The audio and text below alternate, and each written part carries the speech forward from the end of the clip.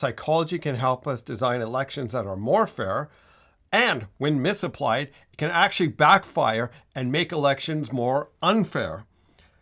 Most people don't realize how much graphic design can influence voter behavior. What might seem like a harmless layout choice can actually end up shaping the outcome of an election.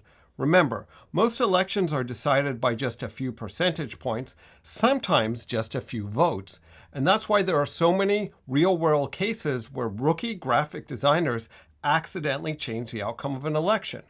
And if this sounds ridiculous, why don't you ask for a second opinion from someone who's qualified, like, say, Al Gore? I'm sure he would have a couple of words to share on this question.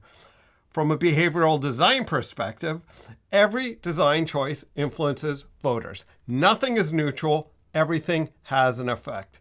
But if we understand voter psychology, recognize the cognitive biases that have been shown to change elections, and we also follow best practices in civic design, then we can build ballots that are good enough, right? They're reasonably transparent and they come with minimal bias, but they are never, ever perfect. In this section, I want to give you some context to help you understand what goes into ballot design and how small design changes can drive major shifts in voter behavior. Let's go over the two main psychological models that explain how voters make their decisions. First, we have the hierarchy of heuristic voting. And the idea is simple. We have three primary heuristics. And what's a heuristic? A heuristic is a rule that our brain uses to make a decision. So rather than processing all the information out there, our brain takes a mental shortcut and comes to a fairly quick conclusion that to us just feels like an intuitive, natural thought.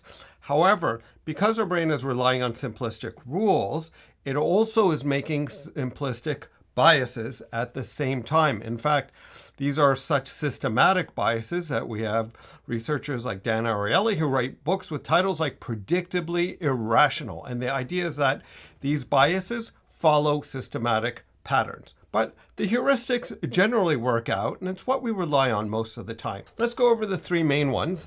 So a primary heuristic is a substantive political decision. So that's where someone actually pays attention to the policies and looks at the political impacts and makes a substantive political decision for their voting.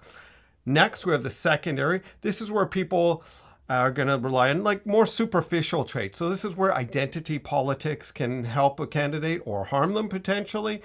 People voting based on like gender and ethnicity and things like name recognition, just even knowing that a name's familiar.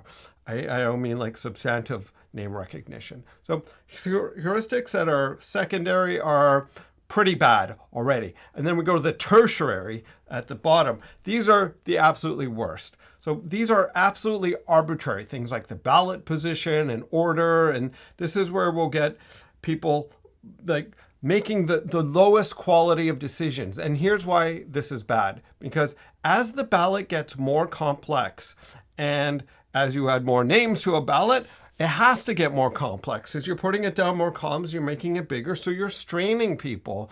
You're putting on a massive cognitive load on them.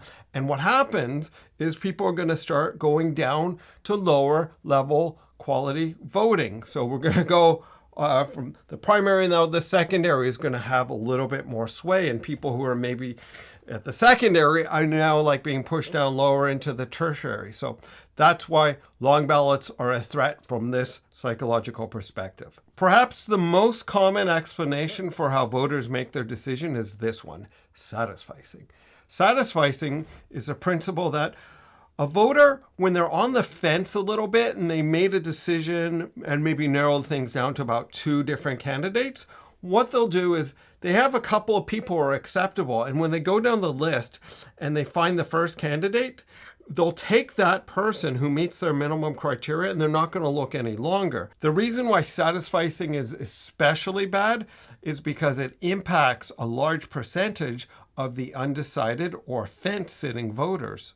Let's go over a couple of the known biases that can shift how people vote, along with a number of common misvoting principles. So here we have a nice list that I put together from a number of different sources, and I put them into categories. So we first have these design-based biases. So ballot design flaw. So this is where a ballot is designed so badly that it accidentally changes how people vote. Position bias is the main one we're looking at, and that's where just the simple rank order comes into play, where people vote for the best position candidate. Next, we have common voter mistakes. So adjacency misvotes are where people accidentally give their vote to candidates who are above or below major candidates. So these are purely accidental misvotes. They're very common. You try and minimize it, but you can't really stop it. Name similarity. So if a candidate has a similar name, they might get the vote. We have other factors internal to the person, so their prejudice. So there's a name ethnicity or identity politics bias where people will vote or possibly not vote for candidates based on their prejudices. Then we have candidate factors. So there's a big incumbency advantage. So whoever is coming in as the incumbent is much more likely to get more votes.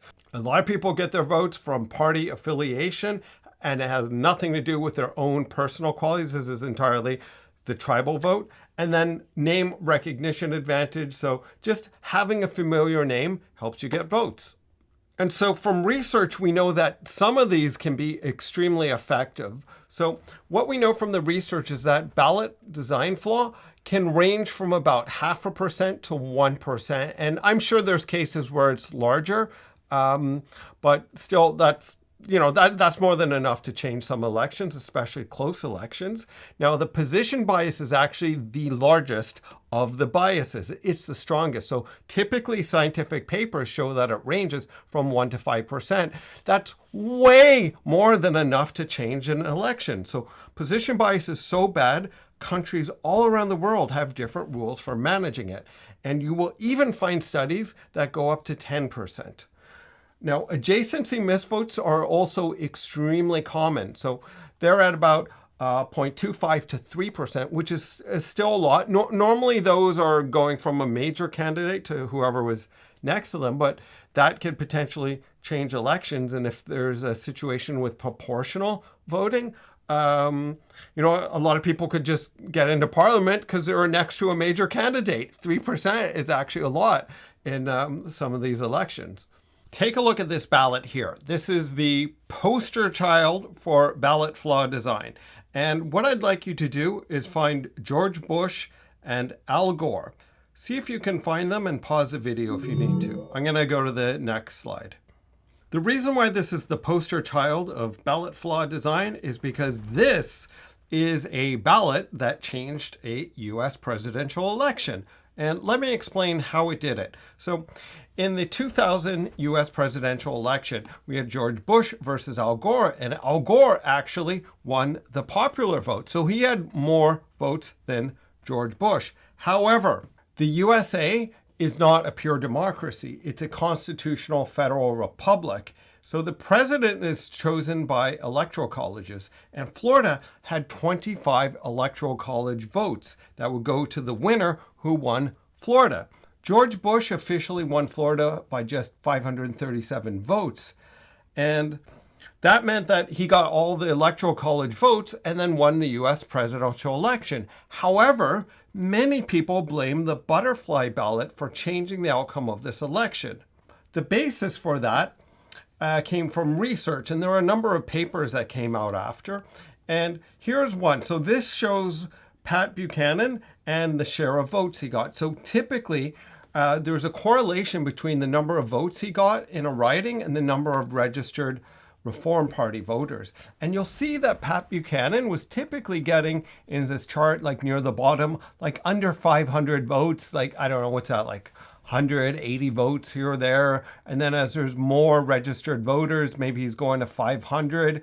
And when we get to Palm Beach County, if we sort of go down, he probably shouldn't have received more than 1,000 votes. However, he received 3,500. So that meant that 2,500 votes, roughly, probably should have gone to Al Gore. But how can we say they should have gone to Al Gore? Why not George Bush? Well, let's take a look. If we look at the ballot, you can see that George Bush is at the top, right?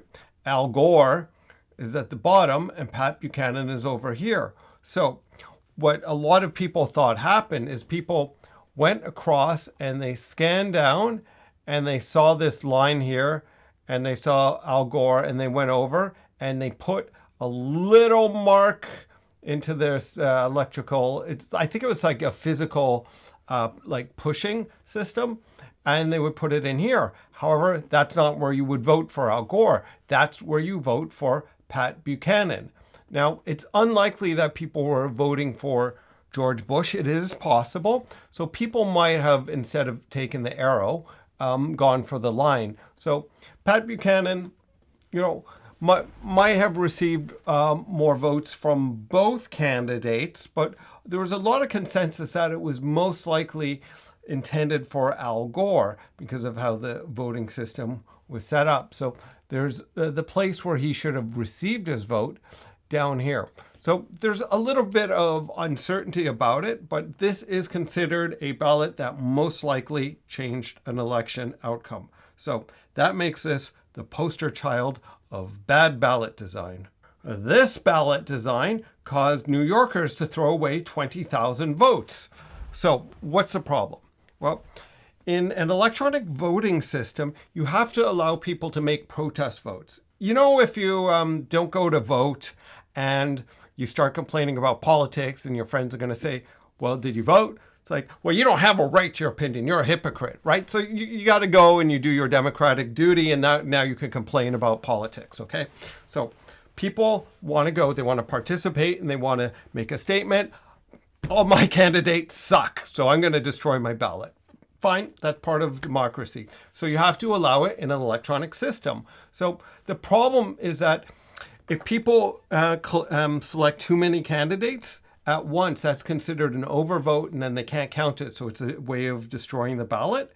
So they warned people in case it was an accident. So they had this system here, and if you overvoted, it would pop up this message, and there's probably a very good reason why this happened, because there's a big honking green button, and people don't really notice that there's a problem. They just hit the green button, go, and then they accidentally destroy their vote. So they did a redesign on this one. And this is, where it was, and then that's what they came up with after. So what have they done here strategically? So people are trained from traffic lights with green means go and red means stop. But the first design pattern has a mixed metaphor, because red doesn't mean stop. It means go backwards in this context. But when you drive a car and you see a red light, you don't put your car in reverse, right? When you're crossing the street and you see a red light, you don't go backwards, right? You stop. So it's actually not quite the proper color metaphor. So they didn't use it exactly as it should have been. But that aside, they redesigned it like this with no color coding. And what they do is they give you two messages and they force you to read. So it's a tactic for slowing down readers, and then you cause them to focus and then to make a conscious decision. So this was considered a much more effective system that reduced the problem of people accidentally destroying overvotes. But you do have the right to overvote in this, but people know what they're doing. So this is considered a better ballot design. This caused 9.6% of East St. Louis voters to not vote for a senator compared to 4.4% statewide. So there is a problem in this, and this is actually an interesting case study because it's one where they caused a problem with voting by following the rules, which is, normally you break the rules and you cause a problem. But this one, they follow the rules and you had a problem. So this is the difference between theory and practice. So here's how you would look at it technically. So the way it was structured is they had, for their federal election, they had two like sort of races embedded in here. So you could see this is sort of like with a little box here that indicates level 1. This was confusing for people. So what they did is they broke the rule of hierarchical visual design, and instead they just put everything into its own hierarchical box so that it was a bit more clear. So they made it flat and they removed the embedded hierarchies. This is actually a very common problem because different countries have different types of electoral systems, and often embedded levels of politics end up creating confusing ballots because you have like elections within election categories.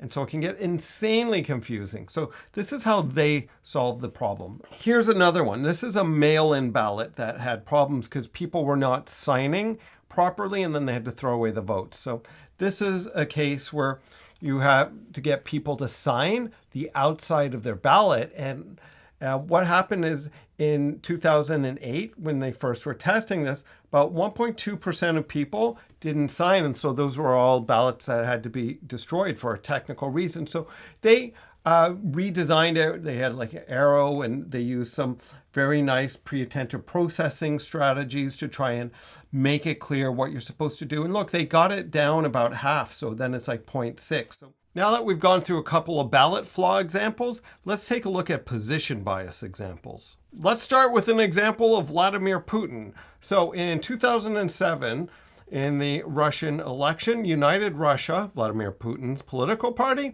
was expected to be listed first on the ballot in 2 out of 14 regions.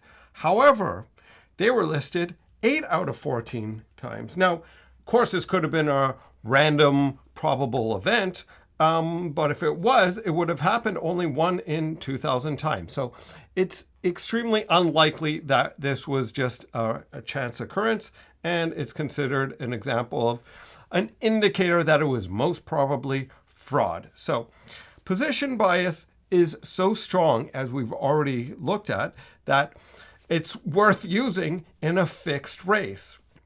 So let's look at how strong it is. And I've already covered this in depth in the prior video. So if you want to go in a bit more, go find the other video. And I'm just going to go quickly over this as a refresher. This study from 7,846 California elections, if we look at the first, second, the middle or median candidate and the last candidate, what we find is that the share of votes go disproportionately to the first candidate. And then it follows this U-shaped, or we call it the inverted J-shaped pattern, where it curves down and the person who gets the least votes is always there in this it's median here, but it's typically called the vertex. So it's the lowest point on the curve. And then the last place is actually not as bad as first. So it's not quite a straightforward, most votes, the least vote. It follows this unusual pattern. Here we have another study, and this one has data from 12,319 Finnish candidates, and they have a more detailed predictive model. And what they show is that disproportionately, the vote share falls down, and then it's not quite in the middle is the lowest point. It's a little bit past it, right? So what this shows is that in this study, you had 15 candidates on the ballot, right? Another one, you had 25 candidates, and here you have 35. Now, what you can't see from this chart, which I explained in detail in the prior video, is that the proportional difference is getting higher. Even though, like, visually you look at it and it doesn't look like it gets worse as you add more candidates, but when you look at the actual data, it gets far worse at a very high magnitude. And we're going to look at this later, but go back to the prior video if you want to dive in a bit deeper, because I go into this and it's a bit of a technical explanation required to uncrack this.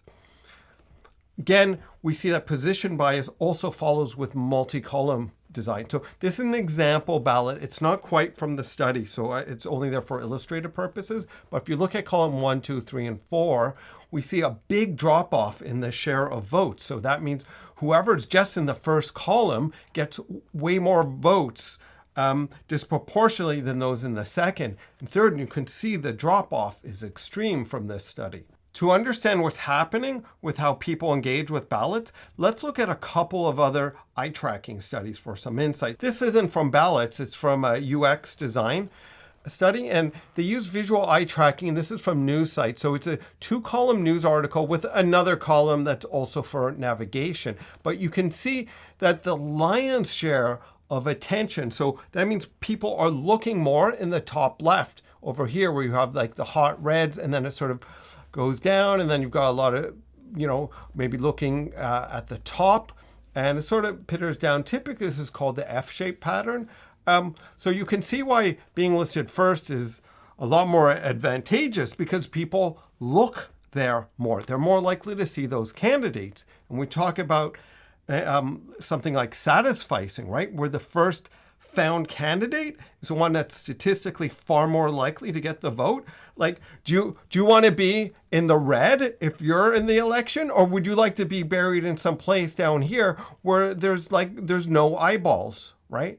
You see the problem.